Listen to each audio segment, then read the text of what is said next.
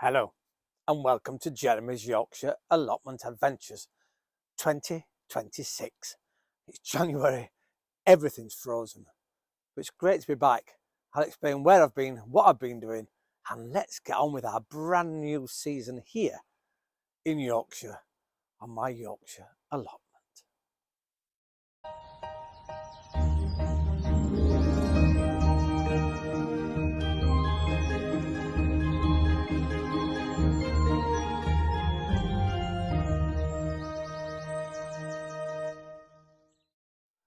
So where have I been? Well, I've had to work away for about 2 months. So I've not been able to get down to the allotment since maybe the beginning of November. That's why there's been no videos and, well, winter set in well and truly here on the allotment. However, I did come back on Christmas Day. So I've had out of the allotment potatoes, carrots, Swiss chard, cabbage leaves and onions. So it was really, really good. And we've, of course, had the butternut squash.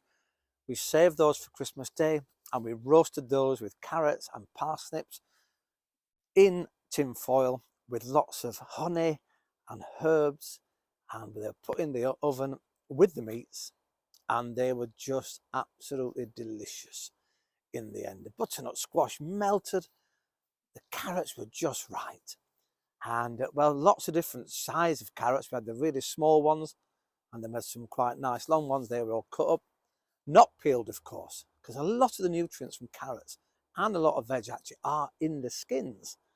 So we didn't peel them, we washed them really well. And as I said, we just put them into honey and with some mustard mixed in together. And it was really, really delicious.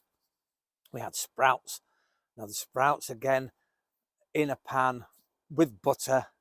They've been parboiled before, so they're nice and soft, cut in half with a little bit of bacon rind in there. And they were tossed about. And yet again, as simple as it was, just a bit of salt on there and a bit of pepper. But really beautiful, really gorgeous Yorkshire salted butter, believe it or not. And that really enhanced the flavour. And they were nice and soft. So we've had a really good, actually, amount of stuff from the allotment over the past year. We, of course, in fact, what's still growing and still developing in the greenhouse here next to me, we've still got chili peppers. Yes, believe it or not, they've survived the harshest of winters, although having said that, we've recently had a storm here with lots of snow and ice. We've escaped it actually here on the allotment, although everything is currently frozen. Excuse me, so I can't dig the soil out. But let's pop inside. They do look a bit withered at the moment because they need to have some more water.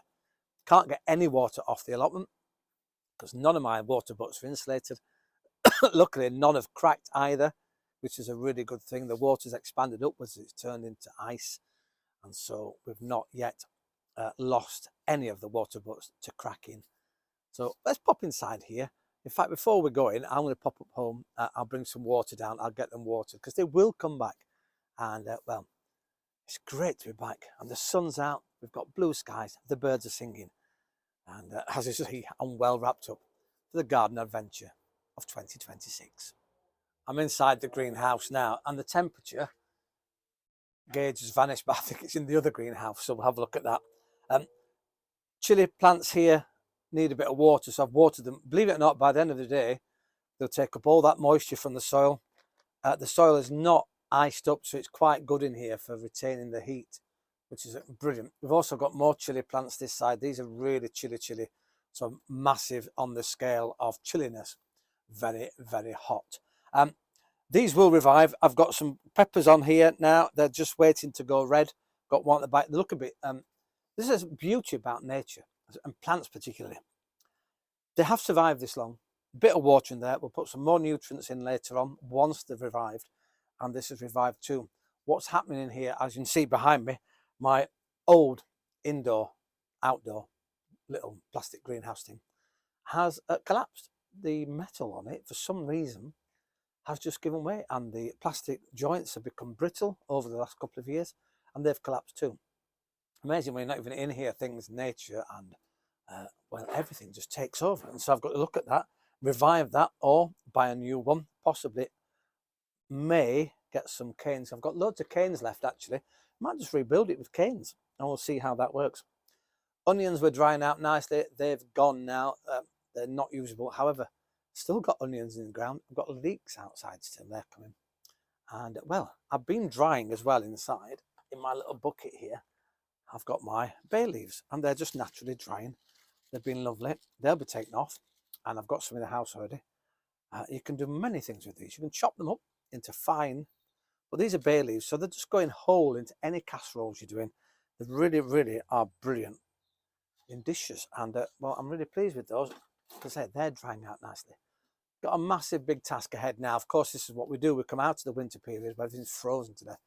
We're going to pop across to Wakefield to Darren, and Darren's got an allotment. We know we've met down here on the allotment before, and well, he's now started to sift his compost. And look at how many bins you've got full of homemade, beautiful compost. And I'm sure in there, maybe you'll put your tomatoes or whatever grows in those buckets and tubs, and you have a great season. A lot of that, of course, as well, you use within your beds. And that's my next stage, is to clear all the raised beds, clear all the greenhouses. This one I'm going to try and keep going as long as I can with but the other one needs clearing. In fact, here's a photograph of what's happened in the other. As you see, towards the end of the year, we got plenty of butternut squash off, but the mold has got in there, and well, that towards the end of the season. So that's going to be all ripped out. It was sprayed down. We'll clean it properly, get some proper greenhouse cleaner. We can't use any water here on the allotment, as I said, it's all frozen. Even the hose pipes we've got in, we're still, I think, under a hose pipe ban here. But we can utilise some of it if it comes back, if it warms up, because of course I've got a system on it that can utilise the water very sparingly. So luckily we can do that. My other plastic greenhouse at the top, when we covered a frame last year, that again had all the tomatoes in, had some fantastic tomatoes this year out of there. That's going to be cleaned out. Not sure yet what I'm going to grow in there.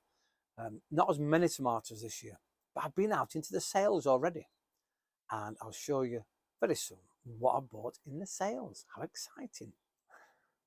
Back in the greenhouse, this is one of the chilies, very, very hot chili, in fact, and it's gone orange and beautiful.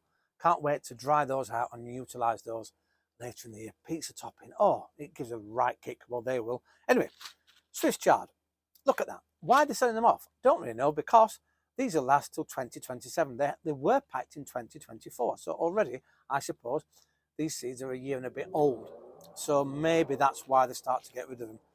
Really enjoyed the chard at Christmas. Put it amongst the cabbages, sauteed it in a pan. Really, really lovely. We've got sunflowers, giant sunflowers, and then we've got our veggies. So we've got Brussels sprouts, we've got Savoy cabbage, Brussels sprouts, and a squash. Really enjoyed the squash. That was a revelation to me this year. Roasted in a pan. We were going to make soup out of it, but didn't get round to it. As I said, been working away. It kept just on the side for at least 4 weeks without it going off. Incredible, absolutely brilliant. So we've got those, a great big saving. What else have I been buying? Well, I couldn't resist these. I buy every year a new set of propagators, and normally they're really, really flimsy, and then you end up throwing them away because but these really, really very tough. And well, they were a ridiculous price. I don't know why they wanted to get rid of them. This top alone normally is about £10. It was £2.50 for the top. So that's really, really good. And then, of course, you get your bases that go with the top. Now, what I like about these is these have a little watering system, so you'd never need to take the top off. It's got a slot at the top, look, slide backwards and forwards, keep the atmosphere inside there, or let air in and out, whatever you want to do. But at the sides here and at the bottom, both sides, you can water directly in there, so you don't ever need to take the top off if you don't wish to. The great thing about that is, obviously, it keeps the temperature inside constant all the time. You're not lifting it on and off. It'll water directly to the bottom of the plants, and then all you do with these is you buy some of these dividers. I've got 2 different sizes, actually. I've got this size, and there's 24 cells. There's 3 packs.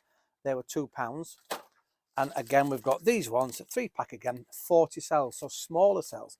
So obviously you can plant your seeds in here, and then when you want to transfer them, you just transfer them to a bigger pot. Or you just directly sow into the larger pots already. So I think these are going to be a game changer. It means they will last, they won't get damaged, they won't get broken. And yeah, really looking forward to using those.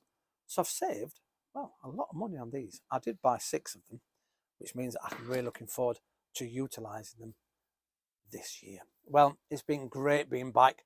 I know I've gone on and it's a longer one than normal, but I'll be back again and we'll do some more. I'm very, very excited because before Christmas, in fact, during the Christmas period when I was walking away, I was in Boston, Lincolnshire, and I'll talk all about that and about the gift I got from one of the local farming families. And well, I can't wait to utilise them on the allotment. Once again, thank you very much for watching Jeremy's Yorkshire Allotment Adventures. Thanks to Darren for sending those photographs in of his fantastic looking compost. Mine's actually, I've not had very much this year, but it's frozen, so I can't do anything with mine at the moment, but it'll come through and then we'll get it into the raised beds. I'll see you next time here on Jeremy's Yorkshire Allotment Adventures.